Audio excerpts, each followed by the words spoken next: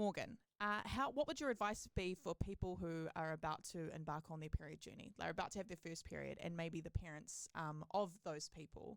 How do we create a safe space where we're so spiritually in touch with our periods and our bodies and making it a safe space rather than it being a journey that you go for like 10, 15, maybe 20 years to finally get to that place of like comfort?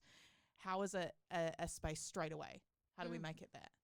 I mean, it's interesting, right? For parents, I think it's about cultivating that communication the whole way through that child's life so that anything that's happening with their body, they feel safe enough to talk to their parents about and that their parents give them the honest, truthful answers.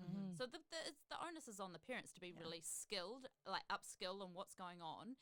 And then... For any information, come to theperiodplace.co.nz. I love that. Cheeky plug. I love that. Yes, exactly. So that that child or that young person knows exactly what is happening in their body, why it's happening. I mean, knowledge is power, and I just don't think we get educated on what's actually happening. And I think, penis owners don't get taught really what can be happening for, vagina owners. And so they don't have a depth of understanding of the changes that are happening as well, And so then I think for that person that is about to start their bleed, it is about having that reverence and love for the body and to know that it is not shameful, that it is something that is happening to your body. It's a biological thing, the gifts that it can bring to the world, and that there are options out there, and there are things to support the body, the mind, everything that's happening at that time. So it comes back to communication, and I think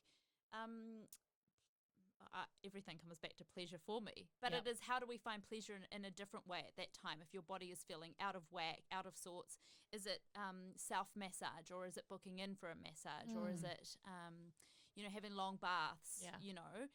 For these young people, their lives are about to change, a bit differently, and how they support the blood coming out of them. That's a big piece, and luckily we've got quite a few good options nowadays that wasn't there when I started bleeding, and